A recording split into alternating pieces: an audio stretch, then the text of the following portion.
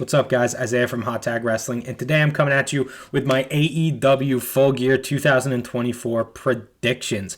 I'm going to be going through every match on the card, saying what I think happens in the match, and saying what I think the eventual winner will be, and also spinning that off into what I think future storylines will be.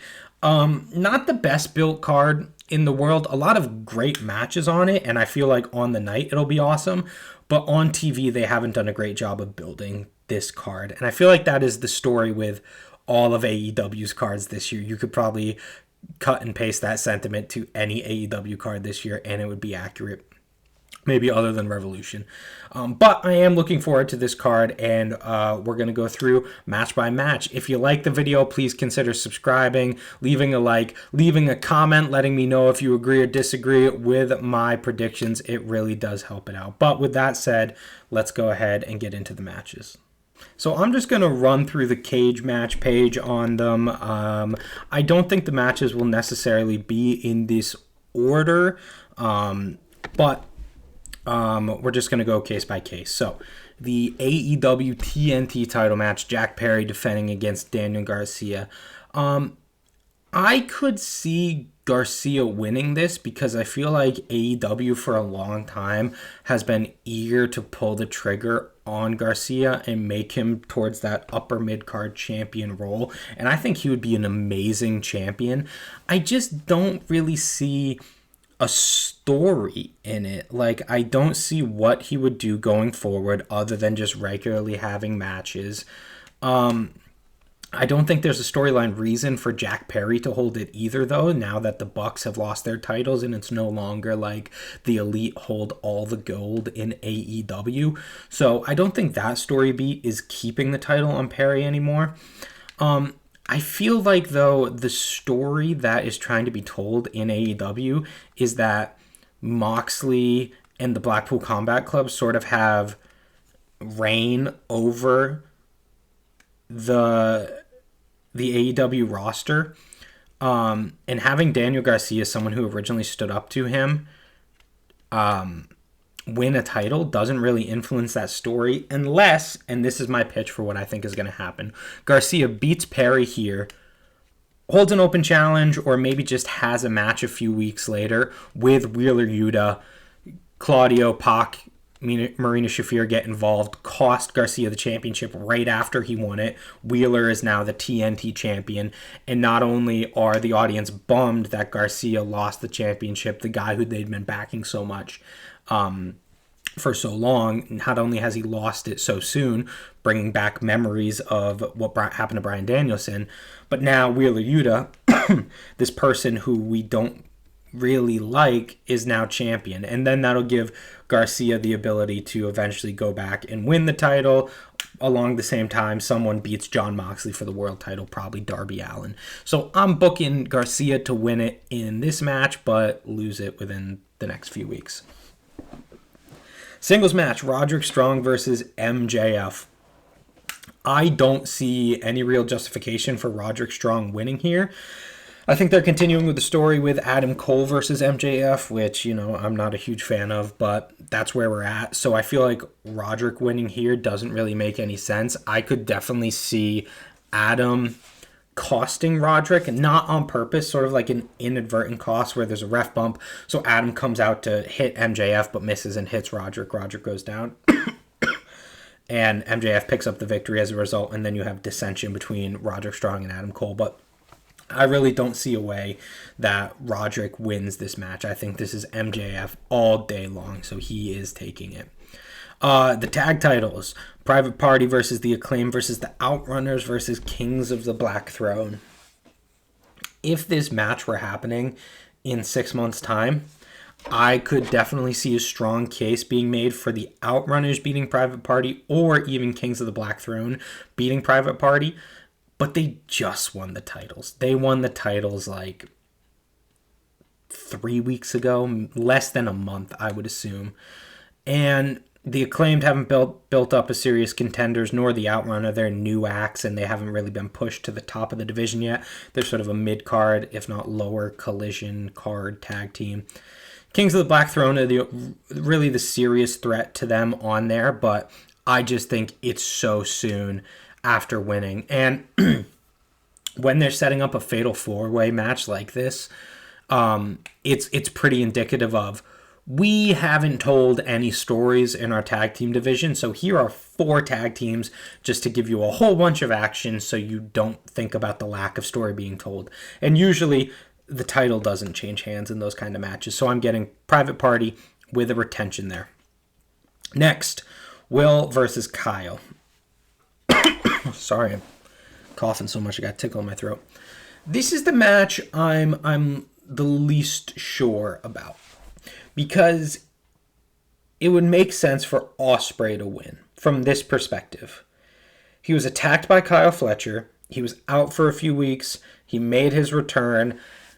It's a blood feud between 2 brothers, so it makes sense for Ospreay to win, especially because he is hopefully chipping his way further and further up the card to eventually the main event title picture scene. And it makes sense for Ospreay to win as a result of that.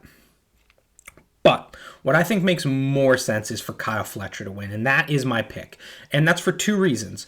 Firstly, I don't think Will Ospreay is the guy to beat Jon Moxley. I think they are setting up Darby Allin to be that guy.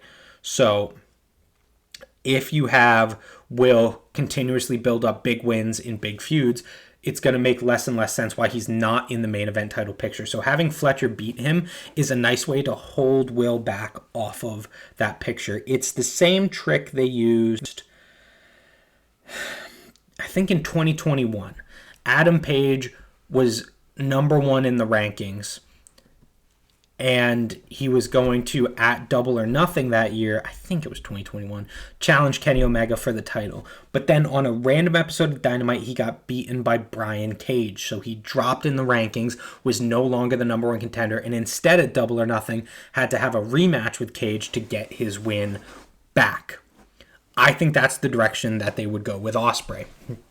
Sort of hold off on him getting the big win to get it later down the line, maybe even at World's End at the end of the year.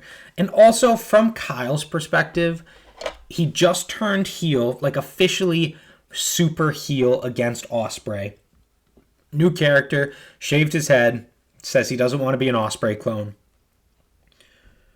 Logically, the logic of pro wrestling dictates when that happens, when you debut a new heel character, you win your first big match or big title program in order to set yourself up for success in the future. And that's why, in my opinion, Chad Gable is sort of a mid-card act in WWE right now, because he didn't win his first feud against Sami Zayn. He didn't really do anything subsequently, and now he's not viewed as a serious, legitimate threat as a result. I think if you want to forego that image being put onto Kyle Fletcher as just another guy in the Callis family, not even the best wrestler, because Takeshita's in there, you need to give him this win here to make him seem like a main event concern, to make him seem like a new player in AEW, in the main event picture scene. I think he has to get the win here.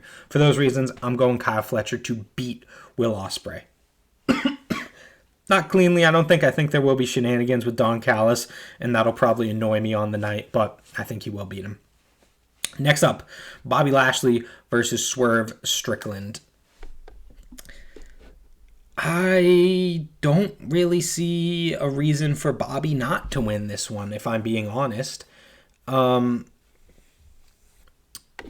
wonder, I'm going to take a little detour here and just see what Swerve has done recently ever since losing to Paige. So he lost to Paige in September, beat Shelton Benjamin, beat Leo Rush, and now he's facing Bobby Lashley. I think Swerve can eat another win here because I think they might, honestly, like, lost to Danielson, lost to Paige, got a couple wins, but then I think he's going to lose to Lashley. And maybe they'll tell a story with that. Maybe they'll tell a story of him being on a little bit of a losing streak and having to refine something in himself going forward. Or maybe it's just, hey, let's pack all the losses into Strickland now so that when we start to push him again in the future, we won't have to build those losses on him. And Bobby coming in, he's gonna be in the title picture at some point, probably when Darby wins the title. Darby versus Bobby Lashley. Kick ass. I want to see that match yesterday.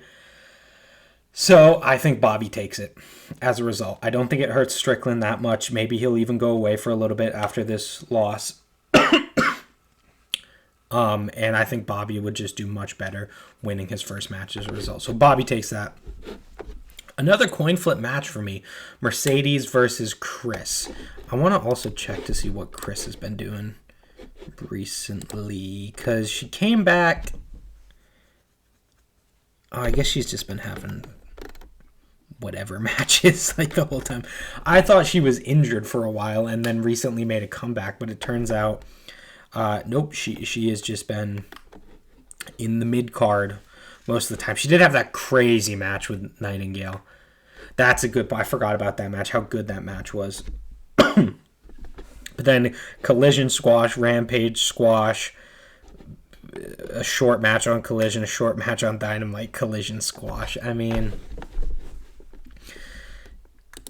are they building her up to be the person who defeats Mercedes? This person who they've put so much work into. Maybe you could take the perspective of they finally realize Mercedes isn't working and they're going to go in a different direction with her. So they'll give Statlander the title. I don't think so, though. I think they're just building Statlander up to be another Monster of the Month. I think Statlander will give Mercedes her best match, because Statlander, I don't know how many times I have to hammer this home, Statlander is the best women's wrestler in AEW, and she should be at the top of the card all the time. But I feel like this is just going to be another, like, cycled in Britt Baker, cycled in Willow Nightingale. They'll probably do Hikaru Shida next. Maybe they already did Hikaru Shida. Honestly, these matches, I think they did actually. They did, because it had like one of the weirdest finishes I've seen all year. That they did do Shida versus Mercedes. I don't see Chris beating her necessarily. I would be thrilled if she did. And I wouldn't be thrilled because I know they wouldn't do anything with her, but I'd be happy if she did. Good for Chris Statlander. Maybe they'll treat her as a better concern. Probably not. AEW hates women. Do they only have one women's match? They don't even have a Mariah May match? What is Mariah May doing recently? She's healthy. She had a no DQ match with Anna Jay on Collision. Why isn't she on the card? I guess, I shouldn't complain, but get this out of here. Get this tag match out of here and put Mariah May on the card, seriously. It's a freaking joke what AEW does to their women. So, yeah. Regardless of who wins, I don't think it really matters. I don't think the title will be taken seriously, but I'll just say Mercedes Moné to retain. Adam Page versus Jay White rematch from All Out? All In? I forget. Let's find out. So I do remember Jay White won that match wherever it took place. Wrestle Dream. Ooh, I would not have said that. All right, Wrestle Dream. Fought at Wrestle Dream. Jay White got the win. Why would they be having a rubber match unless to give Page his win back? That's the question I have to ask to try to justify Jay White winning, because I want Jay White to win. They give him a big win at Wrestle Dream, and I want them to have a good follow-up on it. So why would they not have him win here? Why would they have this match if not to give Page his win back? What is the justification for Jay White winning this match? Omega? Would Omega come back afterwards? But that only makes sense if Page wins. I'm going with Page not because I want Page to win and not because I think it makes storyline sense, but because I literally just cannot think, why are they putting this match on if not to give Page the win? Why would you have White beat him on pay-per-view, then the next pay-per-view have him beat him again? I get that. Do 2 matches in a row where Jay White wins both times, but it feels like it's very much like a pay-per-view, then TV match, or TV match, then pay-per-view, not 2 pay-per-views in a row. That's a very WWE way of doing it. So I'll say Adam Page. And finally, world title match, Jon Moxley versus Orange Cassidy. I love Orange Cassidy. He doesn't have a shot in the world at beating Moxley. There's a new storyline. The whole company is centered around it. It would be crazy if they just ditched the storyline early and put it on Cassidy. Like I said, I think they're going Darby probably early next year, maybe around Revolution time. Orange Cassidy is sort of the first hurdle that Moxley's going to get over in order to build up the eventual winner, in order to build up Darby. So Mox is taking it. So to review, I said Garcia's going to win it and then lose it to Wheeler Yuta a couple weeks later. MJF's taking it. Private Party retains. Kyle Fletcher gets probably an upset. I would consider it an upset win on Will Ospreay. Lashley beats Strickland. Mercedes retains. That's the one I'm probably least sure about. I could definitely see Chris winning for just to do something. But I'll say Mercedes retains. Paige beats White, because why else would it be there? And Moxley beats Cassidy. And those are my predictions for AEW Full Gear 2024. Let me know what you guys think. Do you agree with some of my predictions? Will Yuta just totally end Garcia's reign in a few weeks? Can Cassidy actually beat Jon Moxley? Will Fletcher actually upset Ospreay like I think? Will they just throw the TBS championship on Chris Statlander? Who knows? Let me know what you guys think in the comments. If you like the video, please consider subscribing, turning on notifications for future videos. I will be coming out with a video once Full Gear ends with my review and star ratings for each match on the card. If you like the video, please leave a like and please consider leaving a comment, as it really does help. I have been Isaiah from Hot Tag Wrestling. Thank you guys very much for watching, and I'll see you next time.